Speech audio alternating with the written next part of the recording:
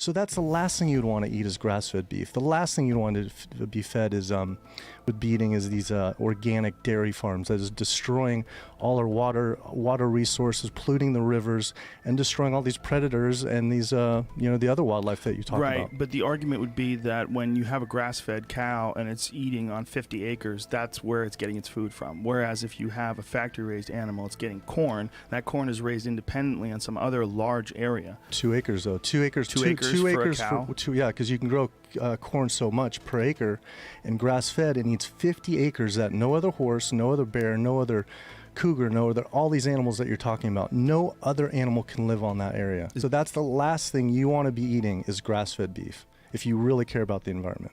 It's really disheartening to hear that, I'm sure, if you're an environmentalist or consider yourself to be one, and you adopted having grass-fed beef thinking that you were doing something that was a little more sustainable and a little more humane for these animals. But the truth is, if you really care about the environment and you really want to enjoy your steaks, the best thing that you can do is to be having factory farm meat to support an industry that slaughters billions, over 150 billion animals every year, puts them through the worst situation, these non-human brothers and sisters that we share this planet with. I mean, all we care about is team people, right, Joe? All that matters is team people. What is best for our network of friends and family? There have also been studies linking grass-fed beef to healthy fats and that it's actually healthy for you to eat grass-fed animals. So I think what you're talking about is just preservatives? No, Space Monkey. It's not just the preservatives within meat. It is the meat per se, at least according to the World Health Organization. No, man, like, I have my meat organically, I hunt ethically, and I eat what I kill, so it's very different. Like, there's none of that negative energy, and I'm very healthy when I eat my meat. So yeah, just trust me, man, it's the preservatives. No, you see, when you cook meat, whether or not that is chicken, whether or not that is monkey or aliens or human, hetero-cyclic amines form. They're carcinogens that form within the meat. They cause cancer. So if I went to your farm and I got one of your chickens, never had even any chemical given to that chicken, but if I killed him and cooked him, these same heterocyclic amines, these clear-cut carcinogens, would form on your chickens just like any other. So regardless of whether it's organic or not, cooking skeletal muscle produces carcinogens. And that's why every epidemiologist agrees that vegetarians have less cancer. There's just no question about it. The World Health Organization showed that red meat, unprocessed, just raw red meat, is a type 2 carcinogen. And how are they making that distinction? Like, what are they following people that ate a healthy diet, healthy vegetables along with red meat? Well, let's see. They got together the world's best scientists. They looked at over 800 case studies discussing whether or not meat causes cancer. Mind you, they wanted to have an unbiased view, so they had no vegans on the board. And knowing that they would have been under a lot of scrutiny by the meat and dairy industry, they still arrived at the verdict that meat causes cancer. And it wasn't just the correlative data. There was strong mechanistic data that was found. And it's not like this is the only case. There are many, many, many cases over the last 20 years. I was hearing about this as a little kid, the negative effects of consuming meat. And granted, there are always going to be studies to the contrary. Have a look at the organizations that are funding the studies to the contrary.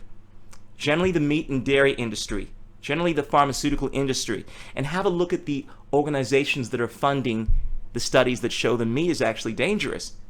Universities, Oxford University, Harvard University, the reputable universities. People have been eating meat forever. Yes, Joe, and we've also been shitting on the streets forever. We've also been killing each other forever, and we've also been doing a whole bunch of other stupid things like putting mercury into our bodies forever. The first emperor of China believed, as his tradition dictated, that he should continue to consume mercury. And of course, it ended up killing him. He thought that it would prolong his life, but it didn't actually do that. Now, I understand the argument you're making that because we've been consuming meat for such a long time, we've obviously evolved to handle consuming it. But the reality is, I mean, check this out. This is the coup de grace argument. If you can debunk this, I will give what you're saying more consideration, Joe. But check this out, Joe. Carnivorous animals do not get atherosclerosis. The only animals that get heart disease, atherosclerosis, are herbivorous animals. Atherosclerosis affects only herbivores. Dogs, cats, tigers, and lions can be saturated with fat and cholesterol, and atherosclerotic plaques do not develop. That's right, carnivores and omnivores, animals who are designed to eat other animals, can eat all the animals and animal products they want, and they never develop atherosclerosis. Low carbohydrate, high fat diets that introduce a state of ketosis is actually very good at preventing symptoms of epilepsy in children. Yes, I understand what you're saying here, Joe. There may be certain positive effects to consuming meat. Like you're saying, a ketogenic diet is going to alleviate epileptic seizures, is going to help you with different forms of cancer. Granted, maybe. But you know what's even better? Plant-based versions of that. And they are out there. And more importantly, this whole kind of thinking is what is fucked up with most people. 2/3 of the world's population thinks like this.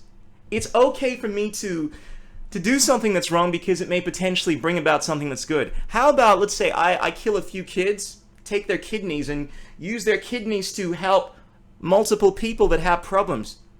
Let's just be concerned about the ends. Let's not concern ourselves with the means. This kind of thinking is completely insane.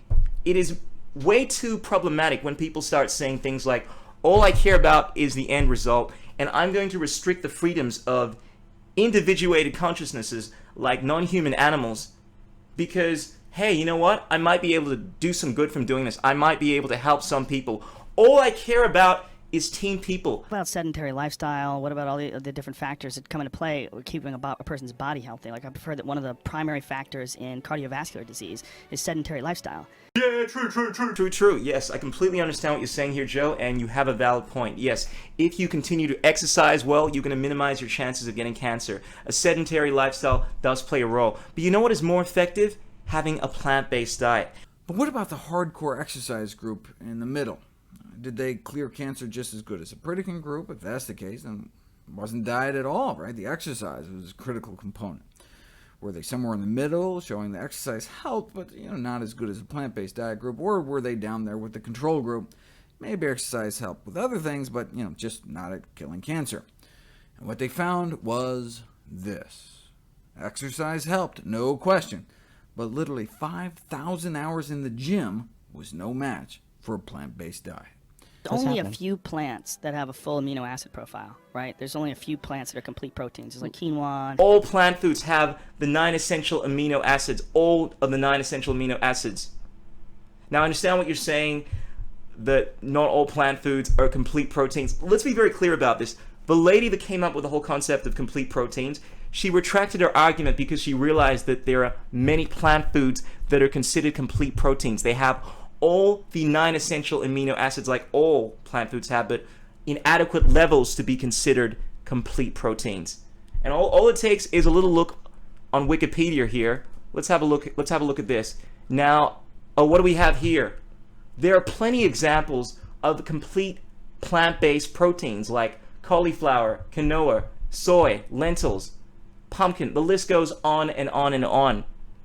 Now, easily you could substitute your steak and your pig and your egg for plant-based versions of this. And you know what? Animal-based proteins are inferior to plant-based proteins because plant-based proteins don't cause cancer. They don't cause atherosclerosis. The diseases that we have in this world are because of an abundance of protein. Not because we're dying of protein deficiency.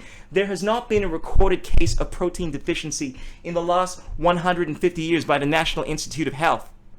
Because protein deficiency is practically a myth. The scientific term is called kwashiorkor, and it's actually a caloric deficiency. It only happens to people that are not eating any food. That's why you see in Africa those people that have those pot bellies and the skins that are turning brownish or purple, they have kwashiorkor. The most healthiest, long-distance athlete right now, Scott Jurek, he's strictly on a plant-based diet because it's the most efficient form of, converting. Right, but you're talking about endurance athletes. You're talking about skinny guys that run a long time. You're not That's talking what I was saying, about depending explosive on athletes. what you're talking about.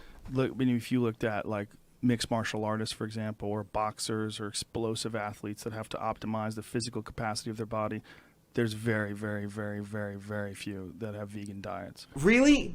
There are not many good examples. There are very, very, very few athletes that are vegan athletes. I mean, I know for a fact you rolled with Jake Shields, and he's a vegetarian. Now, this guy is considered to be an amazing athlete, one of the best. And you spoke about how he manhandled you, and I've heard of so many people speaking about rolling with this guy, and he's taken on so many champions, and he's won.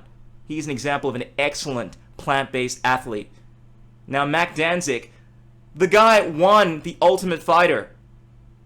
Now, I don't know about you, but I consider that to be an amazing achievement. He beat so many meat eaters. Now, because there are not so many examples of vegan champions, now, first of all, only the top 1% of the top 1% in the UFC become champions. There's only 1% or 2% of people in the world that are vegan, so you do the math. And considering they are still excelling in the realms of athletics. I mean, there are people like Timothy Bradley.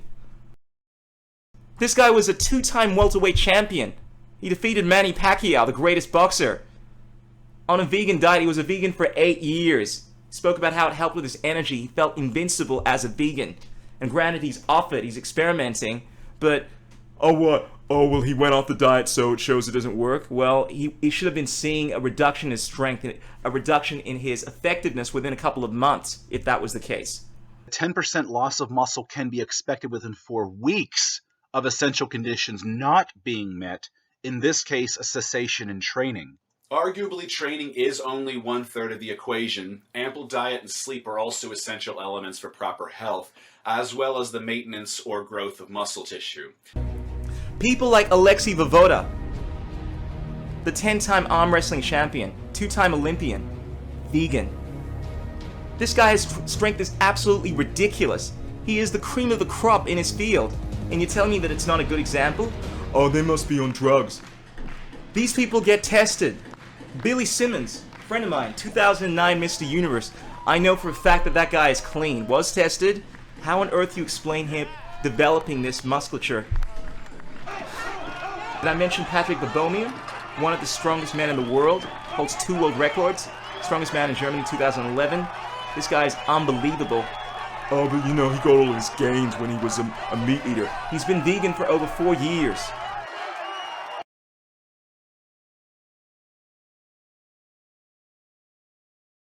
There are so many examples that it's ridiculous, and I would make the argument that based on the small percentage of people that are actually vegans, vegans are outperforming the non-vegans, the meat eaters. Therefore, for you to make the argument that there are not many good examples means that you were being either disingenuous or you were not seeing the full picture.